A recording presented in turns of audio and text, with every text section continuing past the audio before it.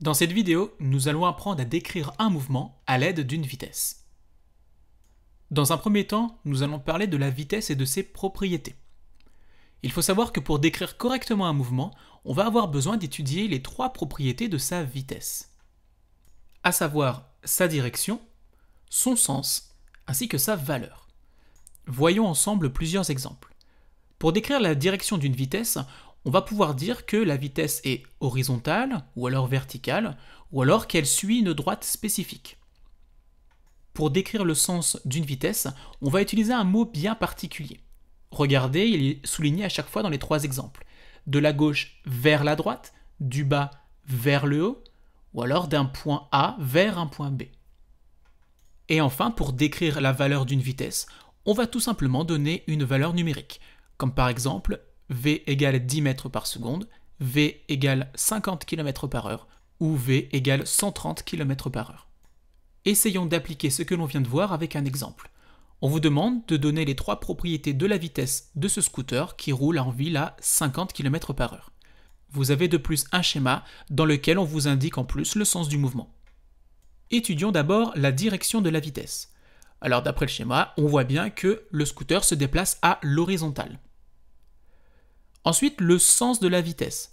On voit bien que sur le schéma, il y a une flèche qui pointe vers la droite. Donc le sens de la vitesse sera de la gauche vers la droite. Enfin, la valeur de la vitesse sera, comme le donne l'énoncé, V égale 50 km par heure. Mais ceci n'est pas la seule et unique bonne réponse. Si on regarde attentivement le schéma, on voit qu'il y a deux points A et B qui sont indiqués. Donc on va pouvoir donner une autre solution. La direction de la vitesse sera la droite AB. On peut dire également que le sens de la vitesse, ce sera du point A vers le point B. Mais la valeur de la vitesse, elle, reste la même puisque dans l'énoncé, on vous la donne, elle vaut V égale 50 km par heure. Parfois, on pourra vous demander de calculer la valeur d'une vitesse. On rappelle que la valeur d'une vitesse d'un objet correspond au quotient, donc à la division, de la distance parcourue par un objet pendant une certaine durée. Donc voici la formule qu'il faut connaître. V égale D divisé par T. On rappelle que T correspond à la durée en secondes, que D correspond à la distance parcourue en mètres, et que V correspond à la vitesse en mètres par seconde. On rappelle qu'il est possible d'exprimer également la vitesse en kilomètres par heure. Voici un exemple de calcul. On peut vous demander de calculer la vitesse à laquelle se déplace une voiture qui parcourt 165 km en 1h30. Donc évidemment, il faut utiliser la formule vue précédemment, à savoir V égale D divisé par T. On remplace avec les valeurs dans l'énoncé. Évidemment, 1h30 correspond à 1,5 heures.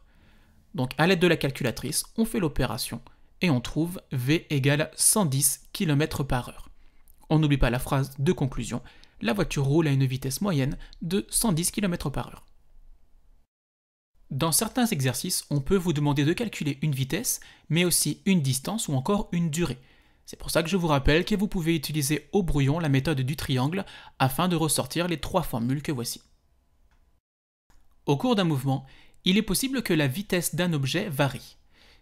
Et c'est grâce à cette variation que l'on va être capable de décrire un mouvement.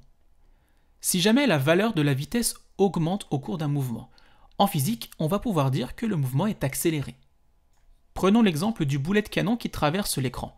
On voit bien que celui-ci va de plus en plus vite. Son mouvement est bien accéléré.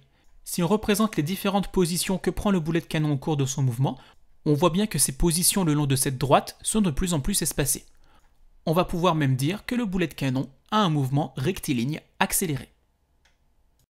Si jamais la valeur de la vitesse diminue au cours d'un mouvement, eh bien en physique, on va pouvoir dire que ce mouvement est décéléré, ou alors ralenti.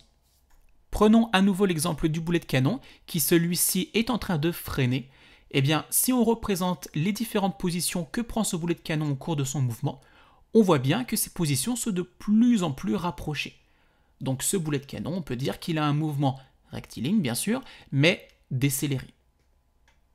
Enfin, on peut étudier le cas où la valeur de la vitesse reste constante, c'est-à-dire qu'elle ne change pas. Eh bien, en physique, on va être capable de dire que le mouvement est uniforme. Regardez à nouveau le boulet de canon qui traverse l'écran, et voici ses différentes positions.